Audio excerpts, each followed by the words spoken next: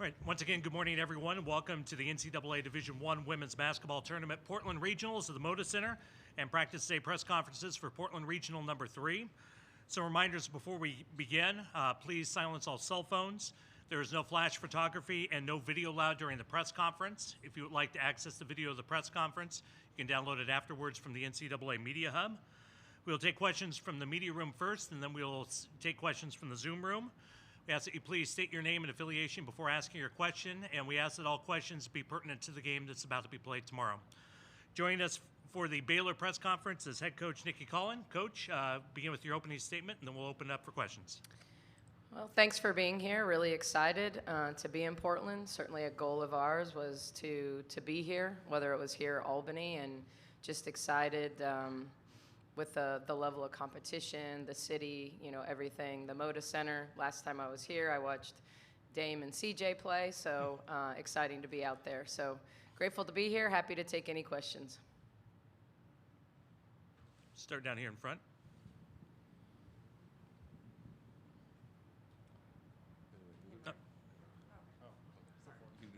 It's a fight. One of you, please go ahead. Sabrina Merchant, The Athletic. Coach, open-ended question here. When it comes to scouting Juju, what's the first thing that stands out in terms of watching her play? She's really, really talented. I think when Juju's in transition, that's the most challenging space. When she has space to operate, she's such a rhythm player. I would, very similar to Maddie Booker in our league, like when she gets to her spots, really dangerous because of her size. So I think that's where it is. She's a rhythm player. So whether it's off the jab, whether it's off the bounce, she's just really, really good in isolations. Probably, if you look analytically, plays in the highest volume of isolations of anybody in the country and does it pretty successfully. So, very good out-of-system player. Coach, Zach Smith, Waco Trib. For you, looking a little bit bigger picture, you've talked a lot about how much fun this team is and getting this far with this team. For you personally, what does getting here kind of mean in the bigger picture of your coaching career so far?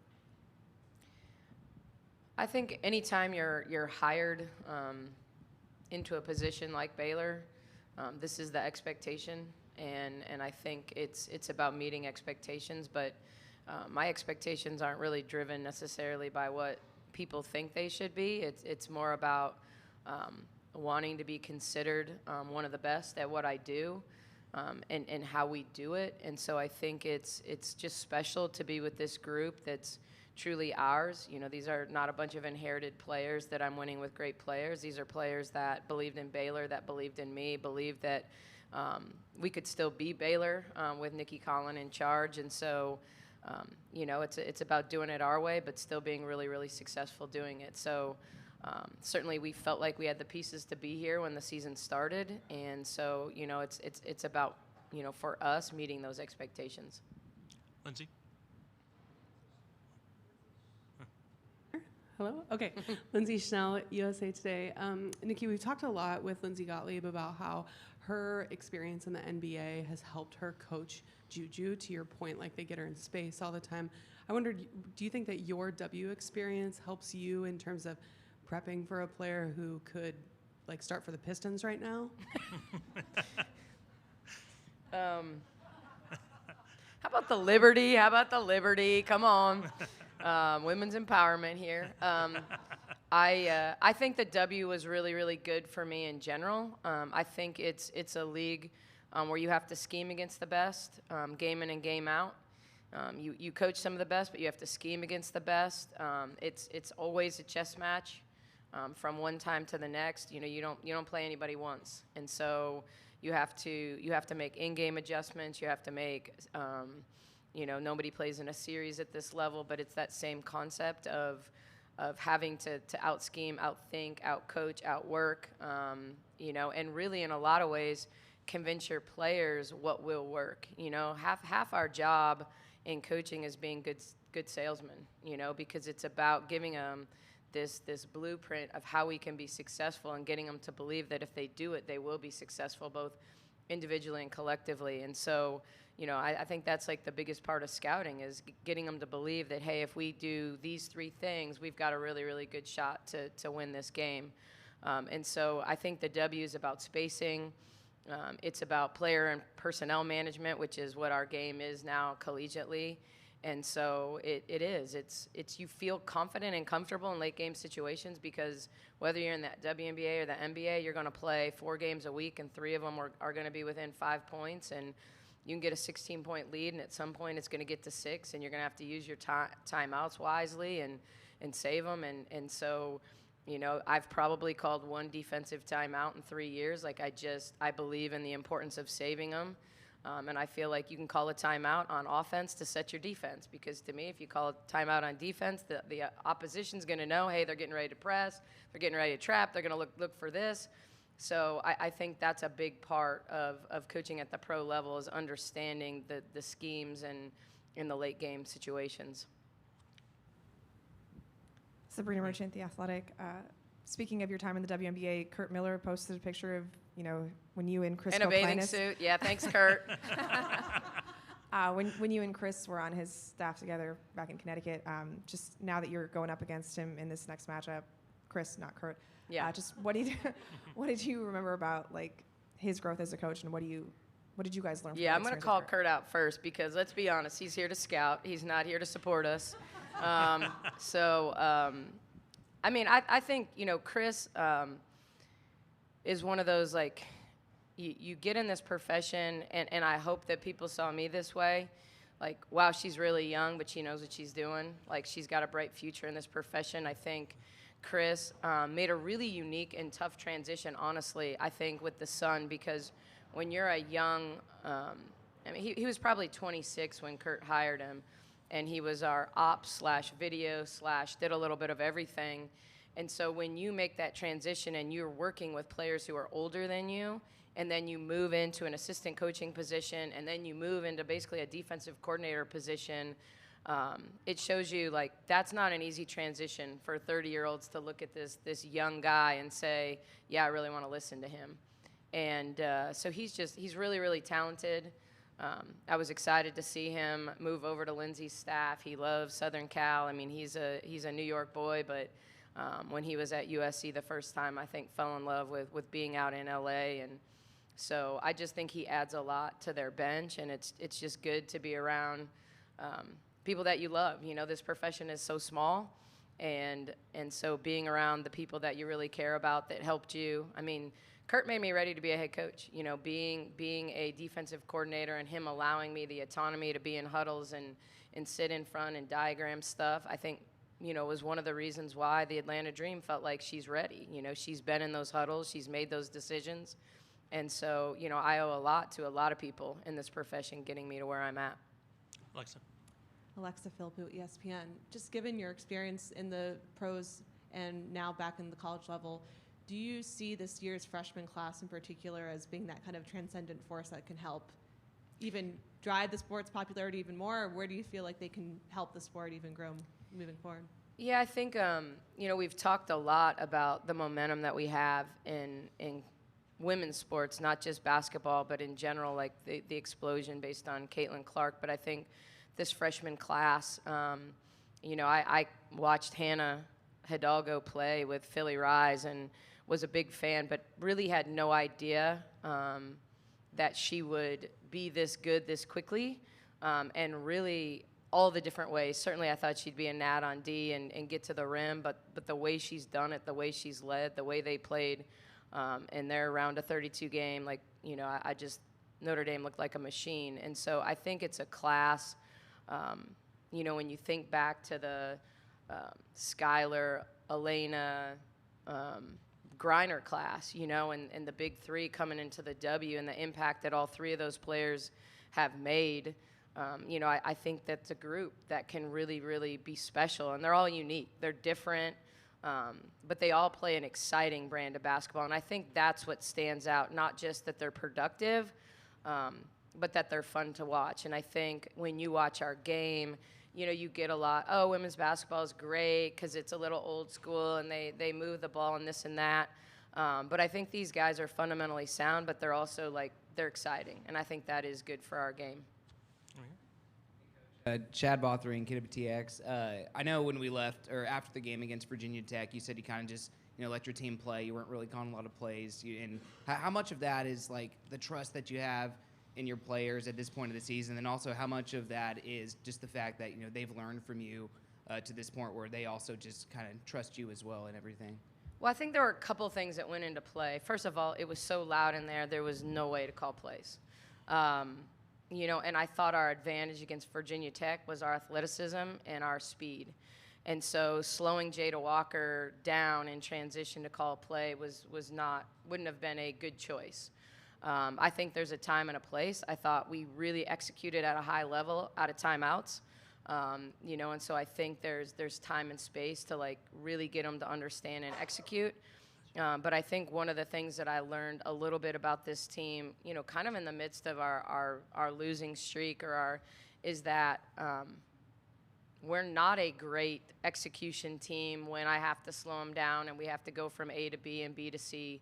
We're better playing in action, early actions, playing off the second action. If our drags and step-ups are good, it doesn't really matter after that because we're going to get to an advantage, whether it's off a drift pass, whether it's, someone trailing the play.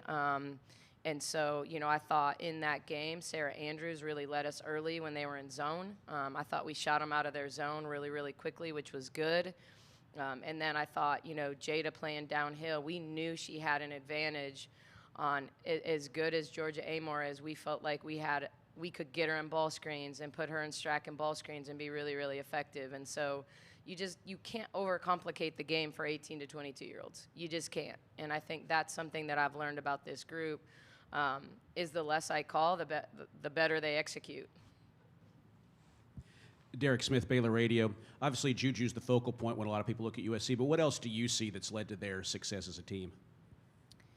Mackenzie Forbes, Padilla, Marshall, Davis, I think they all understand their roles. I mean, when you watch, a year ago, I watched Columbia play, I feel like 40 times, and I know they didn't play that many games, but it felt like it because they made the big run in the NIT, but you knew there were a bunch of kids that couldn't come back and play their COVID year at Columbia. And so whether it was Jada Patrick, whether it was Davis, we were watching them, and Davis was a scorer. And I know she's had some injuries, but, she's kind of owned this, I'm going to get on the glass roll, and I'm going to screen, and I'm going to run. And so I think they play well off one another. I think you've got Batman and Robin with Forbes. I don't see her as an understudy. I just see her as a player that makes plays for them. Forbes, if she gets hot from three, it can be scary. Padilla, you can't give an open shot. She's the kid that knows her role, doesn't take many shots inside the arc. And then Marshall, who was their leading scorer a year ago, has settled in and sometimes gets a lot of touches and sometimes, rebounds because she doesn't even make it down before a shot goes up in transition. But and then defensively, I just don't think they beat themselves. They've got length. They've got, even though they're not super deep and they don't play a ton of players, I think their length bothers people in gaps.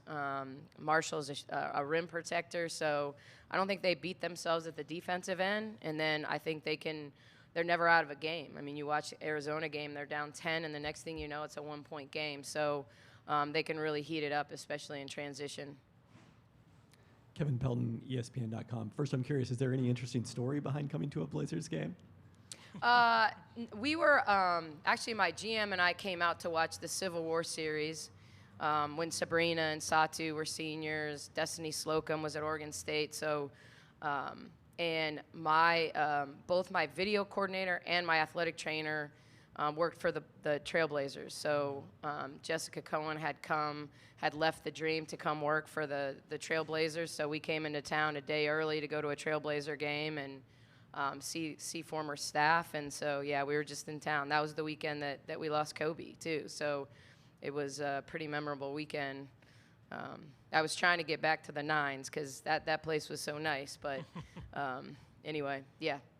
And then on the topic of WNBA experience, do you think it was helpful the way that the rules in the college game ended up kind of aligning with the pro game with quarters advancing the ball? Yes. I think it's good for our game in general. I think when you whether it's FIBA rules, kind of aligning the similar rules so as players are growing up, they understand them, whether it's, You know, we had players playing USA basketball, playing different rules than they were going to play in college, you know, and so I think it's good for our game. I think it makes end-of-game situations.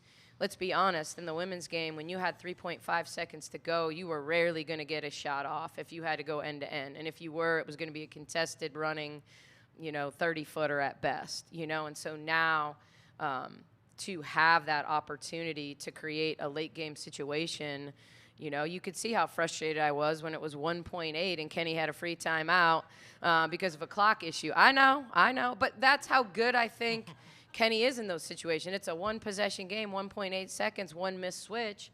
You get a 3 and you're playing overtime. And so I think it's just an exciting part of the game that I do think is both good for our game but also something that I enjoyed coming back to be able to continue to do. And we are out of time. Coach, thank you very much. All right. Good luck tomorrow. We'll have the Baylor student athletes in a matter of moments. Thank you.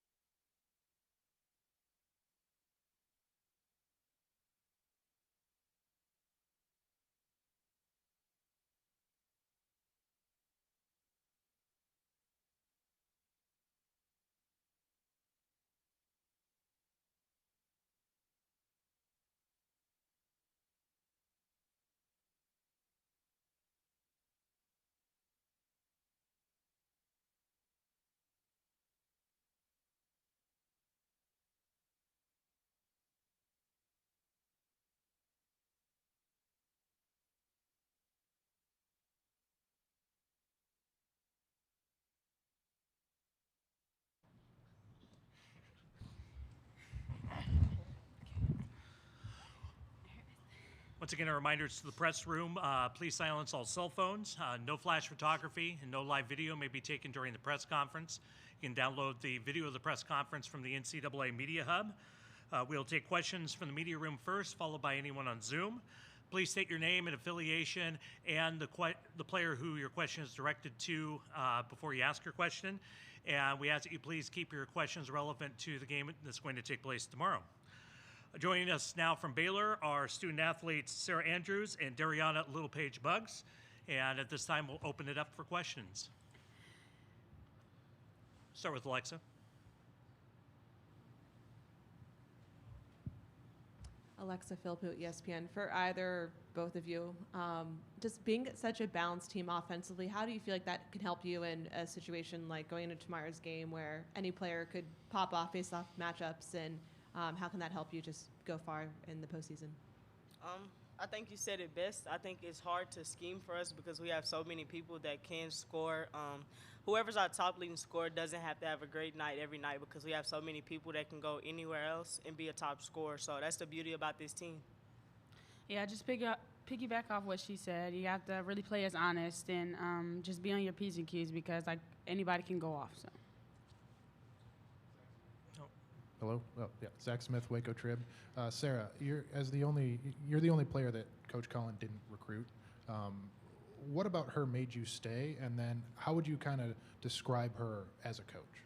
I stayed because, for one, she's been where I wanted to be. At the end of the day, she's coached in that league, and she's built me as a player, helped me with my confidence, and I wanted to go to the league at the end of the day, so it was no doubt in my mind that I wanted to stay and play for her. She's an amazing coach. She's a player's coach. She knows how to get us going. She knows our tendencies, what we like to do and what we don't like to do. We play the game at a different type of speed just because of where she came from. So I think, playing for her is amazing because at the end of the day, we all got the same goal, and that's to go to the league.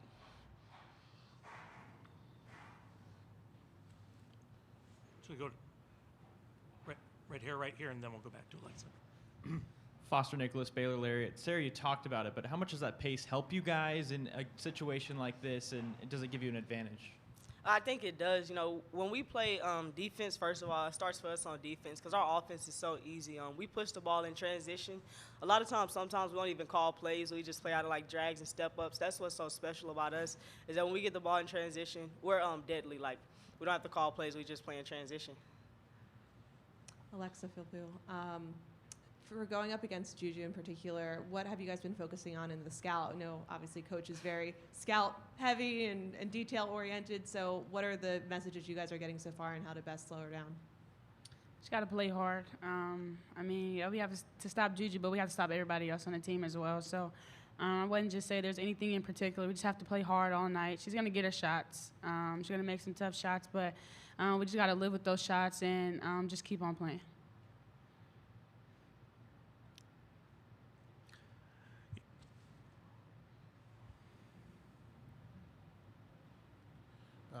Zach Smith, Waco Trib, Buggs, how important is it to have players like Sarah, Jana, that have kind of been in this bigger environment to kind of lean on? It's really great because they have the experience, and they're also people that I look up to. So in those situations, they can get us to like calm down, and we listen to them in those moments. But they're just always there to keep you like, hey, we're still in this, still game time. We're good. We're here. So it's just great to lean on them and knowing that they have experience and knowing that they know like they've been in these situations before and they know what can happen, what we need to do, and what we need to execute. It's just great to know and have that knowledge. Come down here to Alexa. For you guys, like coming off of conference play, which had its challenges, what do you feel like were the biggest things that you were able to take from that make you guys playing your best basketball right now at this time? Actually, I'm kind of glad we hit adversity then rather than now. I'd rather learn from those mistakes early on in the season rather than coming into March, losing the first game or so. I think we've grown as a team. I'm starting to see that team that came out and went 13-0. That's what's so special about us. But most of all, we grew. We could have folded. We could have been done early after that first game we lost in the tournament, and we could have folded the first game coming into March Madness. But I think we came in with a different type of firepower, with a different look in our eyes, and we're going to continue to take it one game at a time. Yeah, a lot of growth there, and I just think that it helped us build for moments like this. Like now it's time for the nitty-gritty, and if we hadn't, like she said, hit that adversity early on, I don't think we would be as successful as we are now. It helped us turn our mindsets around and help us grow and show us a lot of areas that we needed to improve in.